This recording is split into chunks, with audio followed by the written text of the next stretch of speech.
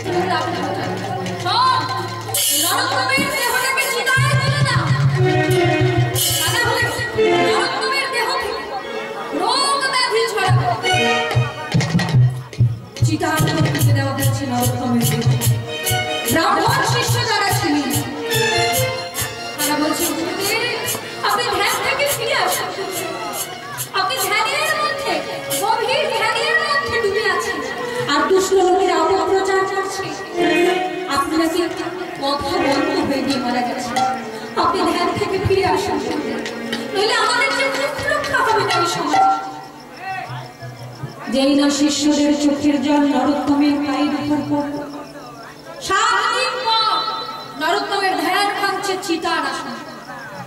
চিতার আসনে নরোত্তম গাইছে, কবে আমার গৌরাঙ্গ বলিতে হবে পুলক শরীর, গৌরাঙ্গ বলিতে হবে পুলক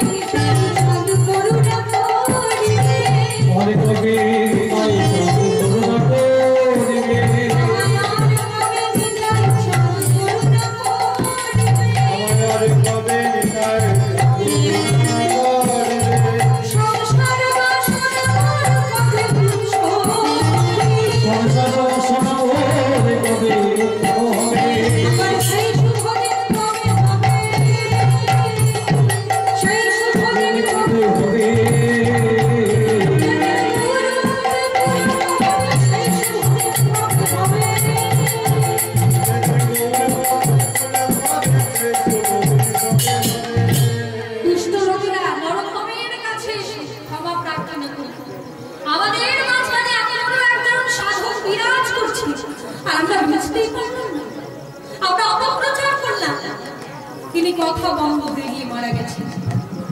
সকলে তার চরণে শরণাপন্ন।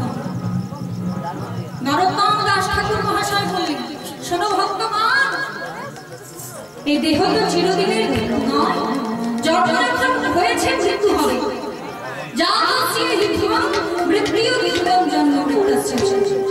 জন্মরক্ষণ হয়েছে মৃত্যু হবে। তবে একটা কথা শুনে রাখো,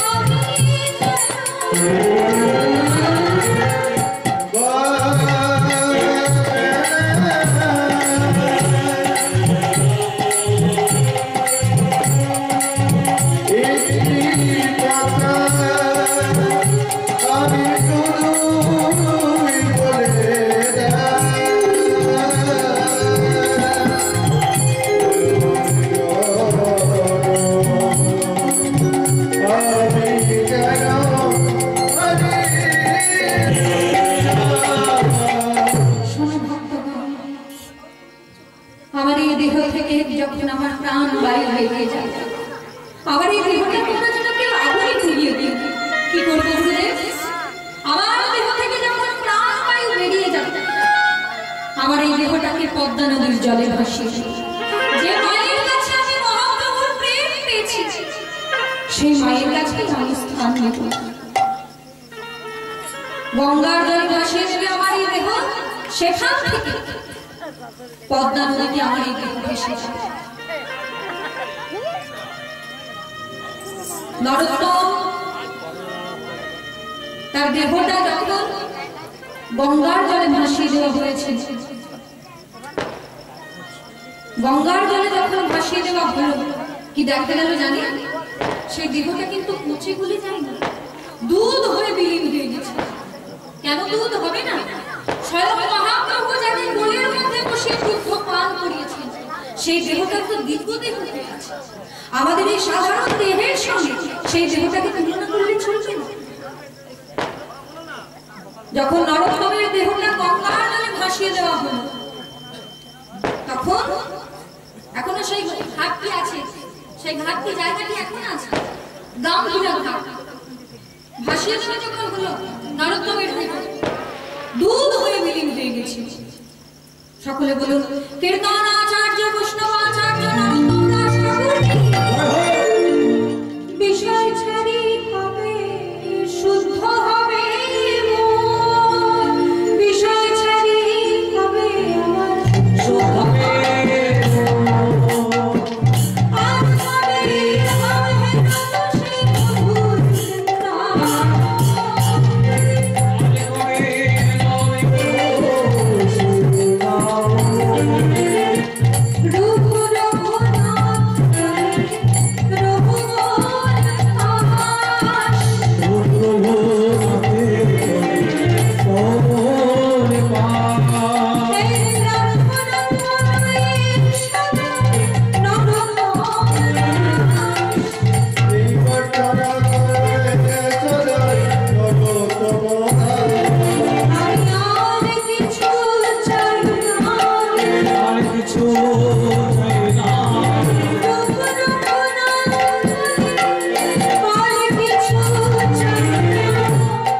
Bravo!